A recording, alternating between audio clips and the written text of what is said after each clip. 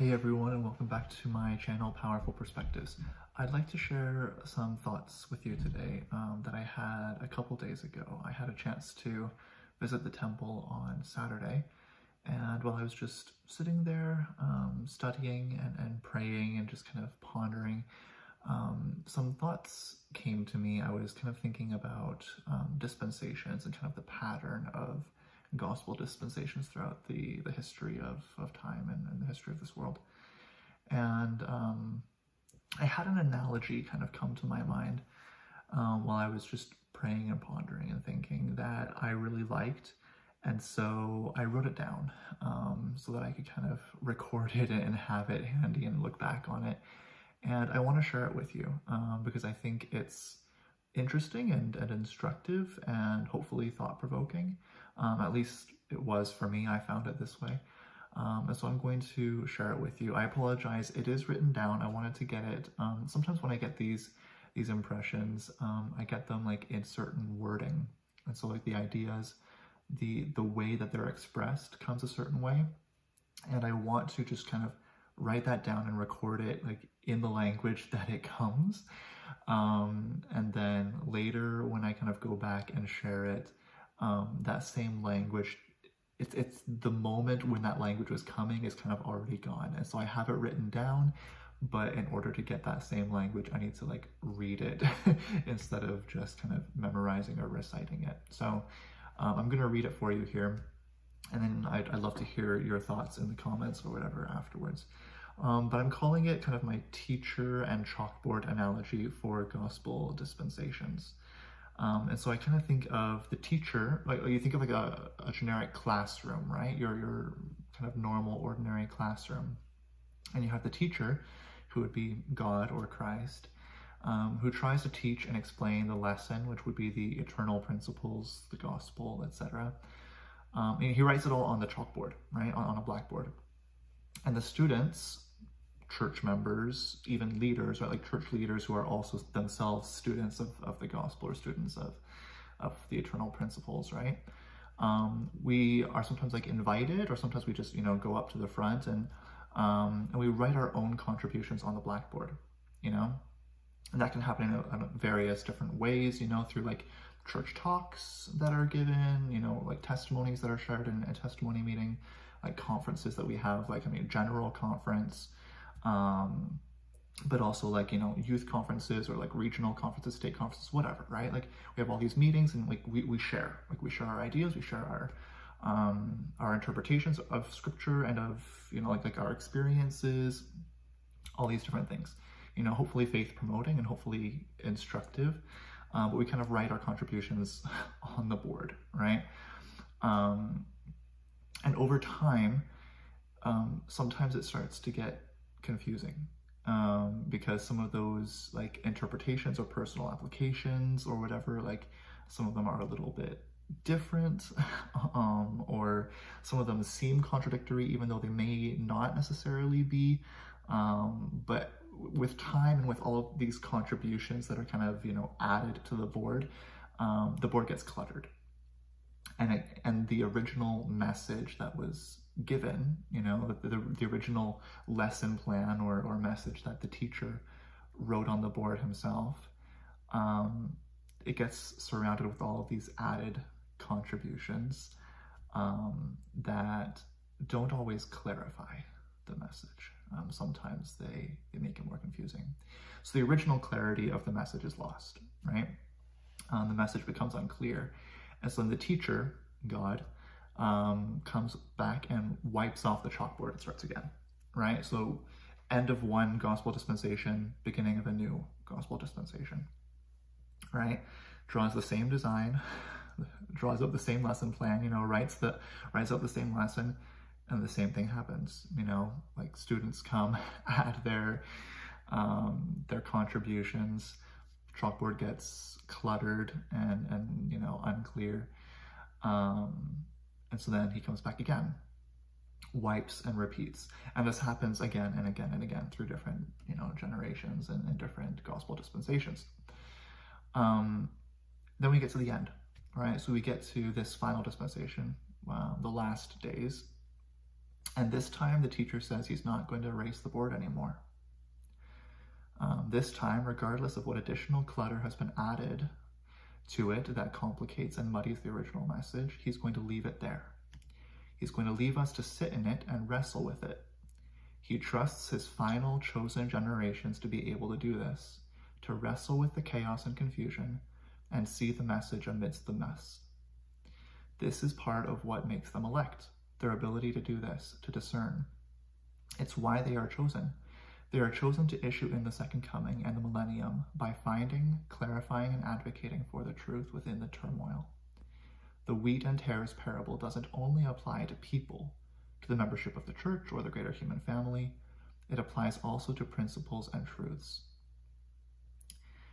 And so those were the thoughts that kind of came to me, as I was sitting in the temple, pondering, thinking.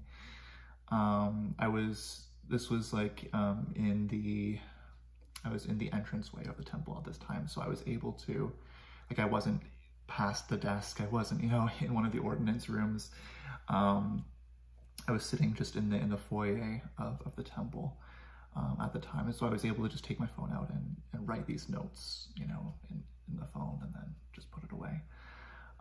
But these are kind of the thoughts that came to me, and I think it interesting and instructive.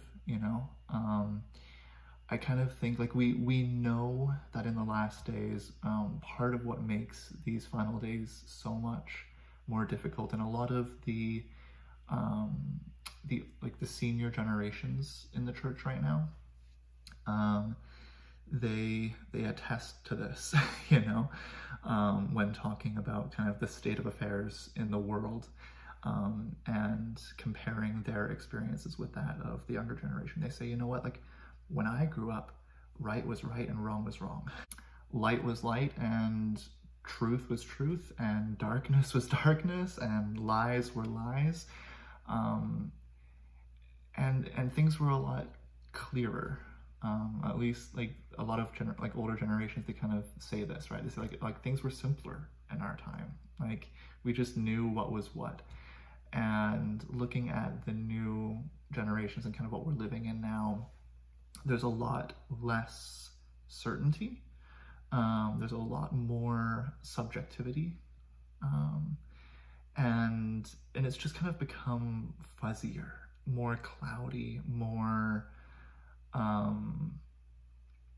more foggy, right? And I kind of think of this almost as that. I think of it as that chalkboard, when you just take the eraser, it's not really fabric or whatever, but just the eraser, the chalkboard eraser, right? And you just erase, you wipe off the chalk on the chalkboard, but you don't take necessarily a damp rag or something and completely clear it off. And even if you do use a damp rag, sometimes it takes a few times to get all of the chalk dust off, right? And so even when you rub off the chalk, it just creates a cloud of white powder, basically, right? And some of that residue is still there on the chalkboard, and it makes it harder to read the new stuff that's being added, right? And I think that's applicable here. We have the scriptures, right? We have the Bible, we have the Book of Mormon, we have scripture, modern and ancient, that depicts and shares the story and gives insight into various different gospel dispensations, right?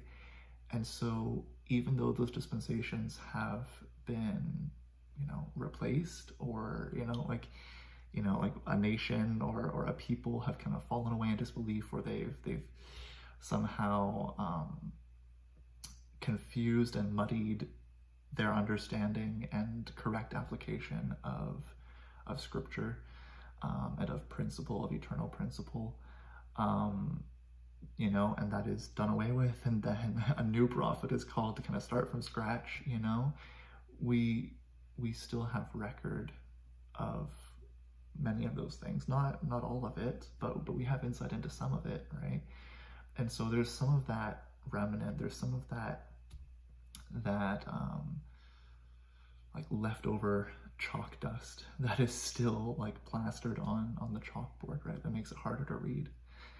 And so I think that that is part of the divine calling of those spirits and souls that were saved for these last days, before the coming of the Messiah, before the issuing in of the second coming. Um, I think I think that's part of the reason, like, why those who do come in these later generations, in these last days, um, had to train for it. Like they're described, and we talk about them in the church as like some of the most valiant of spirits, right? And that says something about their character. But it also, I think, says something about their training and their learning and their study and their preparation. And here I'm talking premortally, right? Um, they they needed in some ways that extra time throughout the history of the world. They needed those, centuries and millennia of world history. And I know that that's like less time in heavenly years or whatever. Like, I mean, time is rationed differently. But all the same, like, they needed time and space to prepare for the confusion, right? To develop spiritual gifts in abundance, so that there can and will be miracles. Like we've had it prophesied to us, like President Nelson in some of our most recent general conferences has said, like, some of God's greatest miracles will be performed in these last days, right? So you think of all of the miracles that we have in Scripture. You think of, like, Moses parting the Red Sea. You think of, like, Noah and the ark, like the whole world being covered. Like, you think of, was it Elijah, I think, who called down fire from heaven to consume the burnt offerings, right? When he was contending with the priests of Baal, was it? Like the kind of false god, the idol, right? You think of, like, yeah, I mean, when Moses, there were plenty, right? You have the parting of the Red Sea, but you also have, like, all the plagues and everything. We think of, I mean, the miracles that Christ performed during his earthly ministry, right? Like, and we could go on. Like, there are just miracles upon miracles upon miracles, right? Like, amazing things that have happened, like Jonah surviving, like, living in the stomach of a whale. Like, just like amazing things, incredible things, and yet they will pale. They'll pale in comparison to what is yet to come. Like, that is mind blowing. That is astonishing. That is humbling. But there needs to be a way for that to happen, right? We learn also specifically written in the Book of Mormon, that if miracles have ceased, because it's either Mormon or Moroni, if I'm not mistaken. One of, like, Mormon's like the main abridger, but Moroni also offers his own commentary, right? It's either Mormon or Moroni, if I'm not wrong. Who basically they're looking at the history of the world, and I think it also says that they are some of the prophets, because there are many prophets who have been shown the history of the world and of the peoples of the world, and they've seen, like, the whole human family throughout time, right? And they've seen our doings and everything, and they've kind of seen that timeline, that eternal timeline. And I think these two men are two of them. And so he says basically, like, look, God does not change. He is not a changing God, but there will be people in the last days who will say that God has changed and that God is no longer a God of miracles, right? They'll say that he used to perform miracles, that used to be who he was or whatever, but he doesn't do that anymore. And basically, again, I think it's Mormon or Moroni, contends with that and says it's not God who's changing. But he says, miracles will follow the faithful. So as long as there are faithful among you, there will be miracles. Because they just happen around faithful people. Like they go hand in hand. They can't be separated. And it's not, and like there's clarification also. I'm not sure if it's exactly in this section or this part, but I think it's also certainly it's elsewhere in scripture that faith doesn't, or that miracles do not beget faith, right? Like miracles don't create faith, but miracles follow faith. But it's this idea, yeah. If there are if there are faithful among you, then there will be miracles, right?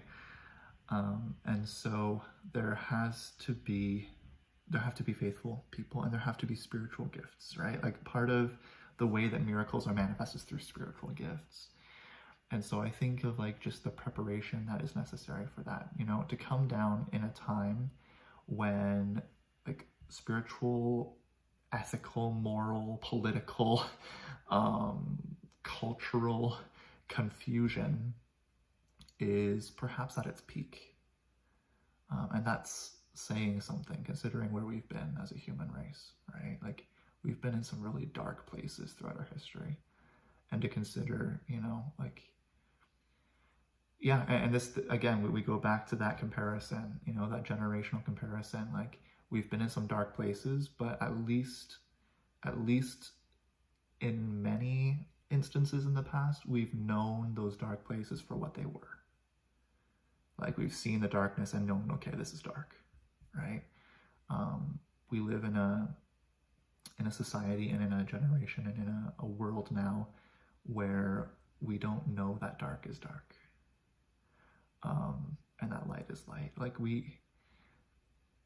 it becomes harder. Like darkness feels like dusk, like it feels lighter somehow. Like I like to say like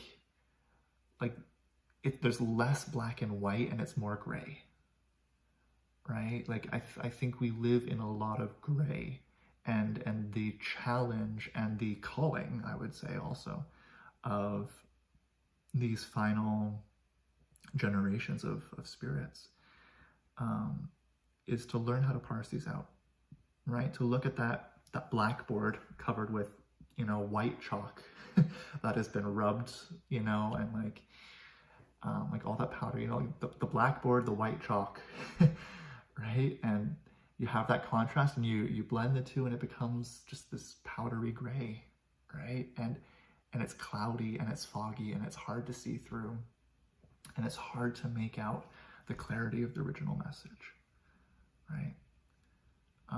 But I think that's the calling,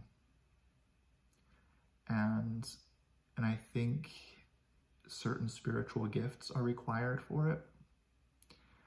But I also think a lot of study and preparation and training is prepared for it, pre-mortal and mortal. And so that's what we're called to. That's what we're called to. That's the expectation of the elect. And it's sombering, but it's exciting.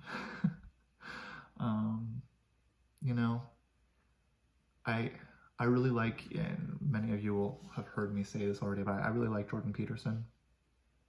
He's a Canadian psychotherapist.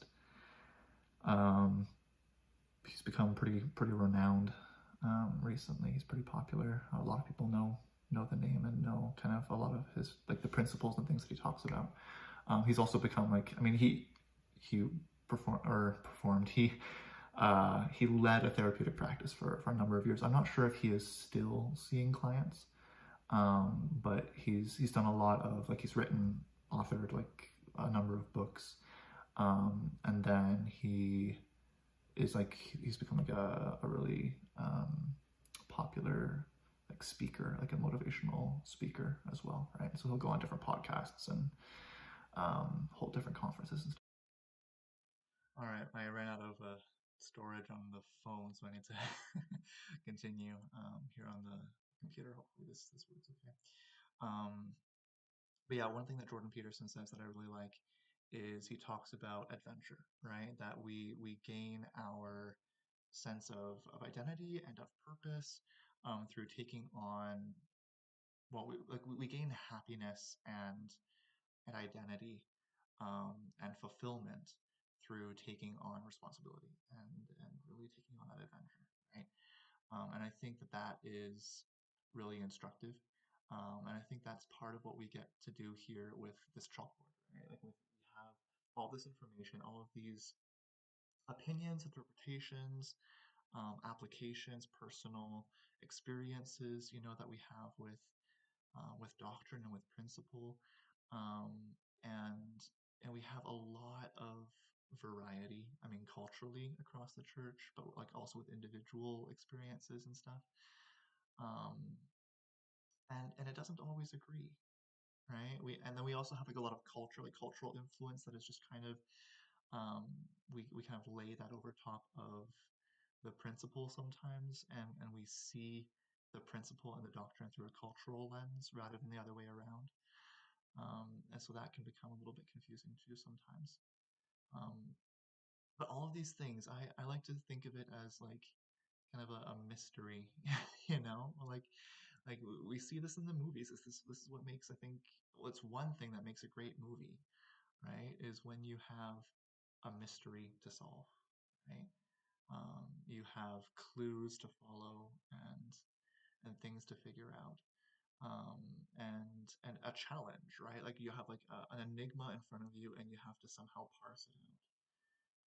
And that it can give us meaning and purpose and value and excitement. So I invite you to it. Join me on it. I love wrestling with it. It's something that I really enjoy, and yeah, I love sharing that experience with others. So any comments, questions, insights, I'd love to hear them.